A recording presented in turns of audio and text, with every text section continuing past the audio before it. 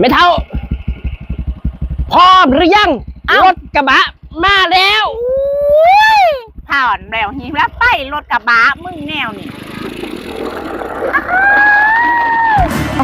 แช่แล้วเท่ามีอยู่บ่นี่กล้วยนี่มีอยู่บ่ค่อยหาไปนี่นะเท่าไปแกงขนมใหม่เฮากินมื้อนี้ น้องใหม่ก็ได้ไว้แล้วเด้ได้แล้ว มันมีโตมันบ่ล่ะเท่า ตัวนึง โอ้ เอาหาไปเรื่อยๆเฮา กูนี่ดิ โอ้ยของเสียเป็น สู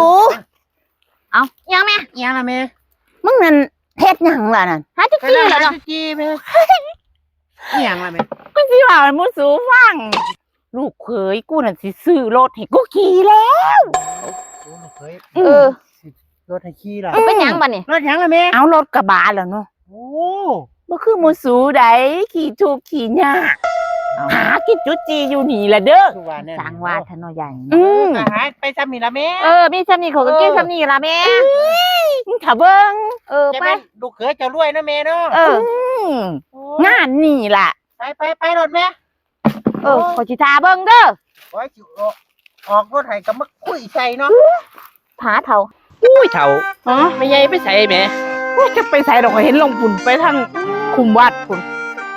ผ่านเลยเท่านี้ เป็นหยังอีก โอ้โหมือก้อนมือเกณฑ์ก็คุ้มคอยว่าให้ออกรถกระบะเท่าอัน เขา นี้ เป็นว่าไปว่าเบิดบ้านเลยละป้านนี่ ก็หูอยู่ว่าลูกบ่ทันมีก็สิคุ้มสิคอด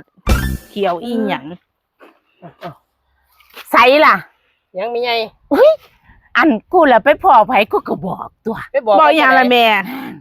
มึงคือกัน กูว่ามึงสิออกรถกระบะแบบงามให้กูขี่กูว่าจะไปคุยอยู่ไสเนี่ยบ้านมองใดก็แม่นบดเจ้าจะไปคุยเจ้ามันอยู่ไสออกกูก็ได้ยินมึงโสว้าวนั่นเด้โอ้ยเขาก็ว่าถ้ามีเงินเวลาจะออกมืออื่นมือเฮือนนี่ได้ไม่จะไปคุยหยังไว้แท้อ้าวอีนี่กูก็อยากให้เขาฮู้นั่นเด้ ให้เขาหูเจ้าอยู่หูเจ้าหูอยู่ว่าเขาออกกระบะหยังเดี๋ยวนี้แม่ ไผละสิฮู้นะมึง กันได้ว่ารถกระบะเนาะ เขาออกแล้วละกระบะนั่นอย่าขี่แม่สันเถาะ อยากขี่คือบ้านคือเมืองเขาเลย ไป พาไปขี่ไปโซ่ไปไม่เท่าพร้อมหรือยังรถกระบะมาแล้ว แล้วนี่แล้วไปรถกระบะมึงแนวนี่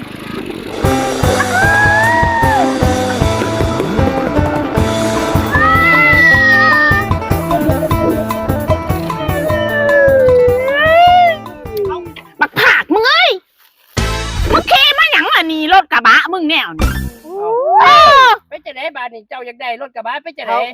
กูก็ว่าจะมึงสิซื้อรถ4 ล้อ5 ล้อ รถกระบะคนรวยตัวนี้เนาะ คุณร โอ้ วย เก่งสิบ่แม่ กันนี่ละกูจะเว้าอยู่นี่นั่นล่ะราคานี่ขี่มาไปยังน้ำมูนี่ กระบะเนี่ยนี่ก็ขี่ไปโหลดเด้อแม่เด้อ ขี่แบบคนรวยนี่นะแม่ จะมากูอิ่มราคาทางนี่มันตัวกู ขี่กล้วยแห้งกับติ๊ด รถนั่นละดาบกูก็ขอนบด ไปเอาคน ไว้บักผากอันหากูนี่ก็มา